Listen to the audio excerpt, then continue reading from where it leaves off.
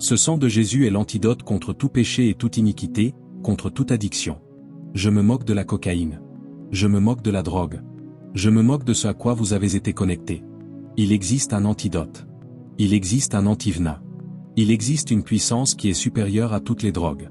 Monsieur, cet antivena qu'est le sang de Jésus, je ne connais pas la maladie, je ne connais pas le mal dont vous souffrez.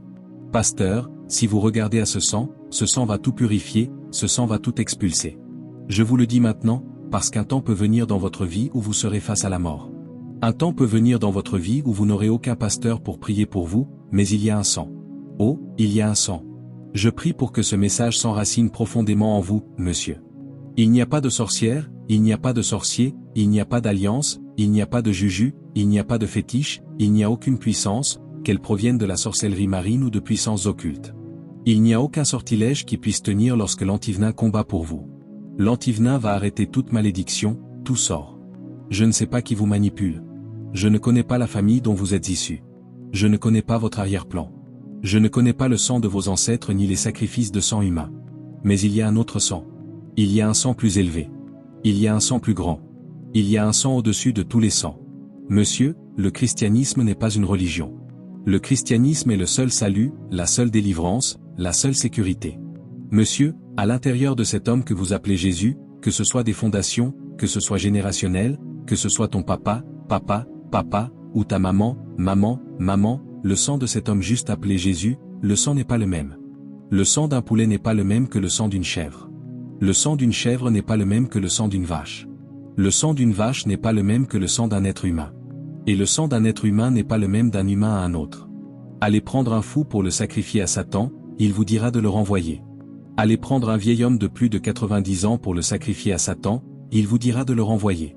Le sang n'est pas le même. Le sang n'est pas le même. Ce sang dont nous parlons aujourd'hui, vous savez, il existe certains fétiches et certains jujus qu'on prépare dans des endroits spécifiques. Il y a un fétiche particulier qui exige le sang de 3 ou 4 dimensions différentes afin de pouvoir apparaître et disparaître. Cela exige, en premier lieu, le sang d'une vierge, d'une jeune fille vierge, parce que le sang d'une jeune fille vierge est très puissant. Oubliez cette époque où les gens ne veulent plus préserver leur virginité. Dans le domaine spirituel, une vierge est très puissante.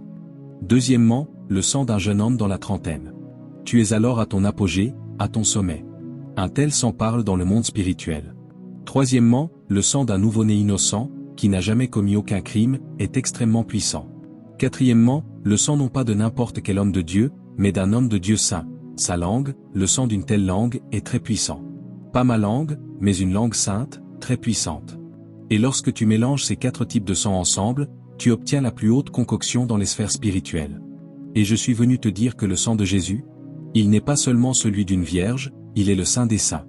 Il n'est pas seulement celui d'un bébé innocent, il est parfait, sans péché. Le sang de Jésus n'est pas seulement celui d'un jeune homme dans la trentaine, il est le jeune homme à son apogée et à son sommet. C'est aussi le sang d'un homme de Dieu, saint et véritable. Dans le sang de Jésus, toutes les dimensions de puissance sont cachées. Monsieur, dans ce sang de Jésus, il y a la délivrance, il y a la guérison, il y a la libération, il y a l'émancipation. Dans ce sang, tout ce que le diable t'a volé doit te revenir. Ce sang est le sacrifice suprême. Il monte jusqu'à la plus haute montagne. Il descend jusqu'à la vallée la plus profonde. Le sang de Jésus ne peut jamais perdre sa puissance. Que quelqu'un crie, le sang de Jésus. Criez, le sang de Jésus. Criez, le sang de Jésus. C'est pour cela que lorsque Balak, le roi de Moab, engagea Balaam pour venir maudire Israël, il emmena Balaam au sommet de la montagne pour maudire Israël. Et Balaam dit à Balak, je ne peux pas simplement maudire par des paroles, j'ai besoin de sang. Car, monsieur, la puissance d'une malédiction, c'est le sang. Toute malédiction qui n'est pas assistée par le sang n'a aucun poids. Aucune sorcière, aucun sorcier ne détient de puissance sans le sang. Et Balaam dit à Balak, prépare-moi ici cet autel et apporte-moi cette taureau et cette bélier pour les sacrifier ici. Cet autel, cet taureau et cette bélier. Cela fait 14 animaux, et le sang coulait. Il était sur le point de libérer la malédiction, mais sa langue changea, et il dit, je ne peux pas maudire celui que Dieu a béni. Il commença à prononcer bénédiction sur bénédiction sur bénédiction. Et Balak dit, qu'est-ce que c'est que cela? Il l'emmena dans un autre lieu, vers d'autres autels, encore cette taureau, encore cette bélier. Et au moment où il allait parler, sa langue changea encore et il déclara, je ne vois aucun enchantement contre Israël. Il se mit encore à répandre des bénédictions. Qu'est-ce que c'est que cela? Il l'emmena dans un autre endroit pour maudire Israël, et cette fois-là, il ne fit même plus d'effort, de lui-même, il se mit à prophétiser. Tu sais pourquoi? Parce que lorsqu'il regardait du sommet de la montagne, il voyait la disposition d'Israël dans ses tentes. Laisse-moi utiliser ceci. Est-ce que tu vois cette croix? Si tu lis le livre des Nombres, chapitre 2, la nation d'Israël avait 3 tribus faisant face au nord, 3 tribus faisant face au sud, 3 tribus faisant face à l'est et 3 tribus faisant face à l'ouest. Et le Saint des Saints était au milieu, avec le propitiatoire placé là. Ainsi, lorsque Balaam se tenait sur la montagne et qu'il voyait Israël dans ses tentes, ce qu'il voyait, c'était la croix et le propitiatoire sur lequel le sang de l'agneau, pour le jour des expiations, était déposé. Voilà l'antivenin contre toute malédiction. Monsieur, sais-tu que c'était le plus puissant devin traditionnel de la planète, et pourtant, avec tous ses sacrifices de sang, son venin de malédiction n'a pas pu pénétrer, parce qu'il y avait un autre antivenin qui renvoyait la malédiction et la transformait en bénédiction. Monsieur, je suis venu te dire, je me moque de la sorcière dans ta famille. Je me moque de ce devin traditionnel qui a pris ton nom, qui a pris ta photo et qui a pris ton entreprise. Nous avons un sang. Nous avons un antivenin. Toute malédiction contre toi se transformera en bénédiction. C'est ce Jean 3 verset 16 avec lequel vous plaisantez, ce Jean 3 verset 16 que vous récitez simplement, car Dieu a tant aimé le monde. Vous n'avez jamais vraiment lu ce passage, vous ne l'avez jamais étudié correctement. Vous ne savez pas que dans ce Jean 3 verset 16, monsieur, si toutes les sorcières de ton village entier se rassemblaient, ce Jean 3 verset 16 les ferait toutes tomber. C'est ainsi que Aigreco Oritse Jafor, tu le connais, monsieur, l'un des grands prédicateurs du Nigeria. Je suis allé à un mariage un samedi, et le lundi il voyageait pour un programme. Il monta dans son véhicule et dit à son chauffeur, allons-y. Alors qu'il roulait sur la route, son ventre commença à se retourner. Il dit au chauffeur, chauffeur, gare-toi maintenant, gare-toi vite, sinon je vais faire mes besoins dans cette voiture. Le chauffeur s'arrêta. Il courut dans la brousse et s'accroupit derrière un buisson pour se soulager. Pendant qu'il était accroupi là, il vit une sorte de devin traditionnel, je ne sais pas qui c'était, qui tenait la photographie du couple qui s'était marié le samedi. Sur cette photo, l'homme était là, la femme était là, ils venaient de se marier. Et le devin traditionnel déchira la photo en deux, séparant l'homme de la femme, et il fit des incantations.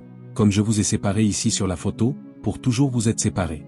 Puis il prit les 2 morceaux, cracha dessus et les recolla, l'homme faisant face à la femme, et dit, comme je vous ai collés face à face, ainsi vous vous ferez face chaque jour, dispute chaque jour, guerre chaque jour. Ensuite, il creusa un petit trou, enterra la photo et la recouvrit en disant, comme j'ai enterré ceci, ton mariage est enterré pour toujours. Ensuite, il prit une poule, lui tordit le cou et dit, j'utilise le sang pour sceller cette malédiction, car la puissance de toute malédiction, c'est le sang. Et lorsqu'il laissa couler ce sang, il s'en alla et quitta les lieux. À ce moment-là, j'espère que les selles ne sont pas ressorties. Tout ce qui voulait sortir est retourné dans mon ventre.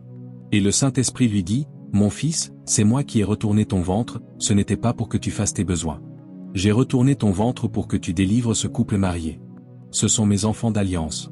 Ils ont une alliance avec moi. Alors, mon fils, maintenant que cet homme est parti, va creuser cet endroit. Retire ces photos. Et lorsque tu rentreras chez toi ce soir, recolle-les ensemble, côte à côte, et tiens-toi devant l'autel du Très-Haut à l'heure de minuit. Et par la puissance du sang de l'œuvre achevée à la croix du Calvaire, commence à neutraliser le sang de cette poule et les malédictions qui ont été prononcées, et déclare leur restauration. Et c'est ainsi que je me suis levé à l'heure de minuit. J'ai fait des proclamations par la puissance du sang, et j'ai neutralisé le venin des malédictions d'un devin traditionnel par la puissance du sang. Criez Alléluia, Alléluia. Monsieur, voilà le Dieu que vous servez. Voilà la puissance du calvaire. Je suis venu vous dire ce soir que toute flèche du méchant retourne à son expéditeur. Je suis venu vous dire que tout antivenin maléfique qui circule autour de votre vie meurt ici ce soir. Je me moque de la maladie. Je me moque de l'affection. Voyez ce message que je vous donne, je vais conclure. Mais je veux vous dire ceci, moi-même, j'ai été délivré du diabète. J'ai été délivré des calculs rénaux. J'ai été délivré du diabète. Monsieur, chaque fois que l'ennemi me lance des flèches, je me souviens de ce message, de cette simple écriture, Jean 3 verset 16. Et je prends cette écriture pour entrer dans le Saint des Saints de tous les sanctuaires, et je plaide le sang, et j'utilise les écritures comme antivenin à l'intérieur de mon corps. Et avant même que vous ne vous en rendiez compte, la maladie disparaît. Monsieur, vous feriez mieux de porter ce message, car dans cette vie, vous ferez face à des défis. Dans cette vie, il viendra un jour où des flèches seront tirées contre vous. Mais souvenez-vous, de même que Moïse éleva le serpent dans le désert, de même le Fils de l'homme a été élevé. Monsieur, j'ai utilisé ces écritures et j'ai utilisé l'antivenin du sang de Jésus pour me délivrer moi-même. Le jour où j'avais de l'asthme, Dieu m'a délivré de l'asthme. Le jour où j'avais le diabète, Dieu m'a délivré du diabète et des calculs rénaux en même temps. Les deux. Mon diabète était d'un tel niveau que le médecin m'a dit, « Révérend, votre taux de sucre dans le sang est trop élevé pour que vous surviviez. Vous ne pouvez manger qu'un seul type de nourriture, des haricots et des bananes plantains. Vous mangez le matin, vous mangez à midi, vous mangez le soir. Chaque jour, ce sera votre nourriture jusqu'à ce que vous quittiez cette terre, haricots et bananes plantains. Et l'aliment que je déteste le plus au monde, ce sont les haricots et les bananes plantains. À cela s'ajoutaient les calculs rénaux. Monsieur, savez-vous qu'il y a eu un temps où j'urinais 8 à 10 fois chaque nuit? Et ce n'était pas de l'urine, c'était du sang avec un peu d'urine. Monsieur, il y a eu un temps où je ne pouvais pas rester debout 1 heure sans uriner, et c'était du sang. Et quand cela me prenait, il y avait une douleur atroce. Je devais courir aux toilettes. Si je n'arrivais pas à temps, j'urinais dans mon pantalon. Monsieur, je suis un prédicateur qui prêchait plus d'1 heure. Savez-vous comment je prêchais? Je devais acheter des couches pour adultes et les porter. Pendant que je prêchais, lorsque l'envie venait et que l'urine me dérangeait et que la douleur était là, vous me voyez trembler comme cela. Ce tremblement, c'était parce que j'urinais du sang dans mon pantalon. Et quand vous me voyez prêcher en tremblant, vous disiez, cet homme porte l'onction. Vous parliez de l'onction. Il y a eu un jour où je prêchais et j'ai oublié de mettre les couches pour adultes. Et l'urine est venue. J'ai dit, tout le monde, levez-vous. Priez. Priez. Avant même que je ne sorte pour enlever mon pantalon, le sang avait coulé partout. Je vous dis cela parce que demain, Satan tirera des flèches contre vous. Il en a tiré contre moi, mais il a perdu toutes les batailles. Pas parce que je possède une puissance particulière, mais parce qu'il existe un antivenin. Et chaque fois que ce problème devenait trop intense, je courais au calvaire, à la vieille croix rugueuse, je m'enfermais, et je commençais à exiger l'action de l'antivenin. Je commençais à m'injecter les écritures qui parlent du sang. Monsieur, c'est ce que j'ai fait. Pendant que je priais enfermé, je me suis endormi. Et pendant que je dormais, je fus emporté dans une transe. Et je vis 3 pasteurs dans ma ville qui disaient, « Ce révérend fait trop de bruit. Est-il le seul homme de Dieu à voyager dans le monde entier? Nous allons le faire tomber. » Et dans cette transe, je vis ces 3 hommes de Dieu dire qu'ils m'avaient emmené dans un couvent, auprès d'un prêtre satanique et d'un autel, et qu'ils m'avaient livré. Et depuis cet autel, ils avaient libéré 2 flèches, les calculs rénaux et le diabète. Et je me suis réveillé. C'était un rêve. J'ai appelé mon médecin, qui est aussi né de nouveau, qui est aussi un homme de Dieu. Je lui ai dit, « Docteur, écoute-moi. Ce problème de calculs rénaux que tu es en train de traiter chez moi n'est pas médical, c'est spirituel. » Mon médecin m'a dit, « Thio, ce que tu me dis, Dieu vient de me le révéler aussi, que je n'ai pas besoin de continuer ainsi. » J'ai dit, « D'accord, j'arrive. » Je suis allé directement à la clinique. J'ai dit, « Docteur, viens, tiens ma main. Prions ensemble. Commençons à prier. Allons au calvaire. Utilisons ce sang ancien, et renvoyons ces flèches à leur expéditeur. » Nous avons prié, monsieur. Nous nous sommes simplement tenus la main et nous avons utilisé la puissance et la victoire du sang. Après la prière, j'ai dit à mon médecin, « Docteur, prie et conclue. » Quelle grande erreur. Parce que ce médecin, quand tu lui demandes de prier, il va de Jérusalem à Jéricho, à Patel, à Giga, et il voyage autour du monde entier. Et pendant qu'il priait longuement, très longuement, l'urine a commencé à me déranger. J'avais l'impression que j'allais uriner dans mon pantalon, et le docteur continuait encore. J'ai dit, « Docteur, arrête cette prière, dis simplement Amen. » Le docteur a ouvert les yeux et a dit Amen. Je me suis précipité aux toilettes. Quand je suis entré aux toilettes, j'ai uriné pour la première fois depuis 8 mois, de l'urine pure. Pas une seule goutte de sang. Je suis ressorti, et le docteur était stupéfait. Il a dit, « Révérend, viens, laisse-moi vérifier ton taux de sucre dans le sang maintenant, faisons le test et voyons. » Il a piqué mon doigt, a prélevé du sang et m'a dit de m'asseoir. Je te donne le résultat dans 5 minutes. Il est revenu et a dit, regarde le résultat. Tu n'as plus de sucre dans le sang. Et maintenant, mon frère, tu peux boire beaucoup de sucre. Bois du coca et du Fanta autant que tu veux. C'est ainsi que moi-même, je bois comme je veux. Il a dit, viens, vérifions les calculs rénaux. Mets-toi sur la machine. Nous avons regardé la machine. Il a dit, révérend, regarde la radiographie. Tu as des reins tout neufs. Monsieur, ce Dieu est ton Dieu. Levez-vous sur vos pieds. Commencez à le remercier pour l'œuvre achevée du calvaire. Commencez à prier, toute flèche du méchant, toute maladie dans mon corps, vide tout venin, tout poison qui a été libéré depuis le royaume des ténèbres dans mon organisme. J'utilise l'antivenin du sang de Jésus. J'annule tout acte d'accusation. J'annule toutes les flèches du méchant. J'annule. Seriez-vous libéré de vos fardeaux douloureux? Oui. chaleur. Un bouclier de chaleur. Ô Dieu. Seigneur, je te le dis, ceci est l'antidote, oui, à tout défi. Jésus, Jésus. Merci Père. Je t'adore Jésus. Je t'adore Père. Je veux vous dire que l'œuvre achevée de Jésus sur la croix du Calvaire contient tout. Oui monsieur. Oui monsieur. Quand Jésus a dit, tout est accompli, il était sur la croix, parce que tout est contenu dans cette croix. Oui monsieur. Oui monsieur. Même ton entreprise et tes finances y sont. Elles sont là. La Bible dit qu'il est devenu pauvre afin que nous soyons enrichis. Quand cela s'est-il produit? À la croix. Ainsi, la croix est l'antivenin contre tout défi. Oui. Alléluia. Si vous comprenez cela, vous ne plaisanterez plus. Avec la puissance du sang, quel que soit le défi que vous avez, vous vous enfermerez et vous livrerez le combat avec le sang. Oui. Laissez-moi vous donner ceci, et Dieu m'aidera à conclure. Je pense qu'il y a encore un livre là-bas. Je ne sais pas si je suis venu avec les questions du sang. Quand vous partirez, allez prendre ce livre. Ce que je partage est à l'intérieur de ce livre. Et ce livre est très détaillé, très détaillé. Vous voyez cette chose appelée la Sainte Communion. Tout comme vous plaisantez avec Jean 3 verset 16, c'est ainsi que vous plaisantez avec cette chose. Vous voyez ceci? Ceci est votre antivenin. Cette chose, mais vous ne le savez pas. Et c'est pour cela que vous la prenez simplement comme une cérémonie. Vous ne pensez pas que cela doit fonctionner. Et parce que vous la prenez sans compréhension, c'est comme boire du thé avec des biscuits. Cela ne vous affecte pas. Mais dès l'Ancien Testament, Dieu a dit à Israël, prenez-le, mettez-le sur les poteaux et sur le linteau de la porte. Quand je verrai le sang, je passerai par-dessus vous. Mais l'agneau, assurez-vous de le manger. Que l'agneau entre dans votre corps. C'est une figure de la Sainte Communion. Oui. Parce que dans Jean chapitre 6, Jésus a dit, si vous ne buvez pas mon sang et ne mangez pas ma chair, vous n'aurez pas la vie en vous, vous ne réussirez pas dans cela. C'est cela. C'est cela. Si vous lisez Lévitique 17 verset 11, la Bible dit que la vie est dans le sang. Si vous lisez la version Jubilée, il est dit que l'âme est dans le sang. Qu'y a-t-il dans le sang? Qu'y a-t-il dans le sang? L'âme. L'âme. Puis, quand vous lisez une autre version, cela va plus loin, il est dit que l'âme est le sang. Savez-vous ce que vous buvez? Quand vous buvez le sang de Jésus, vous buvez l'âme. Qu'est-ce que l'âme? La vie même, l'essence. Quand vous buvez le sang de Jésus, vous buvez la puissance psychique de Dieu en vous. Est-ce que je communique? Monsieur, savez-vous que nos ancêtres, lorsqu'ils voulaient aller à la guerre, pouvaient tuer un lion ou un tigre et boire son sang, et l'âme de cet animal entrait en eux, l'essence, la puissance psychique, et ces guerriers recevaient alors des pouvoirs animalistes.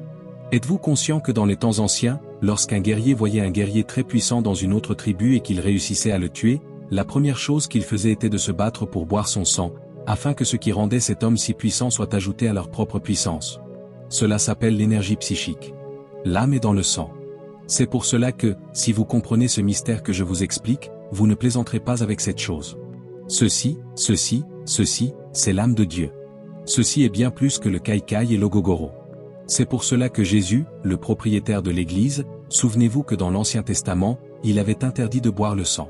Mais lorsqu'il est venu dans le Nouveau Testament, il a dit, si vous ne buvez pas mon propre sang, vous n'avez pas la vie en vous. Puis il a dit, prenez-le aussi souvent que possible en mémoire de moi. Je ne sais pas si vous me comprenez. Mais savez-vous quel est votre problème? Vous êtes un fanatique religieux et un chrétien de cérémonie. Parce que vous êtes un fanatique religieux et un chrétien de cérémonie, vous ne prenez cette chose qu'une fois par mois, comme une simple cérémonie. Alors que vous êtes censé la prendre aussi souvent que possible, parce que ceci est l'antivenin. Ceci est la puissance. Ceci est la force. J'espère que vous savez que, chez les sorcières, la source de leur puissance, c'est le sang. Et j'espère que vous savez qu'elles doivent continuellement en prendre pour renouveler leur force. Toute sorcière qui ne prend pas cela pendant une semaine, sa puissance diminue. Monsieur, quand vous prenez ceci une fois par mois, vous avez réduit votre puissance à zéro, parce que vous ne connaissez pas la puissance de l'antivenin qui est ici. Vous ne connaissez pas l'âme de Dieu.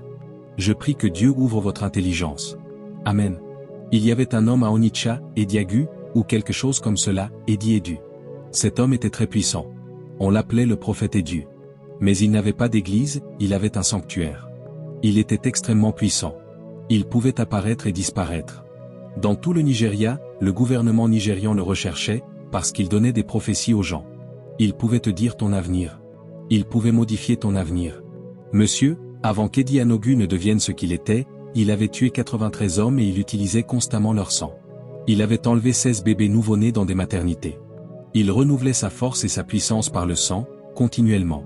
S'il ne continuait pas à en prendre, sa puissance diminuait. Il y eut un temps où l'armée fut envoyée pour l'arrêter. Il les vit venir dans un miroir, et lorsqu'ils entrèrent dans la maison, il avait disparu. Comment?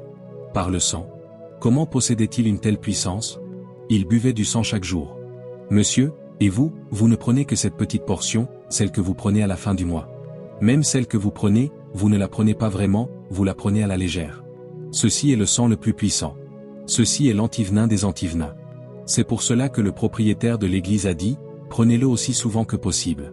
J'espère que vous savez que dans le livre des Actes, chapitre 2 verset 46, la Bible dit qu'il rompait le pain chaque jour, de maison en maison, chaque jour.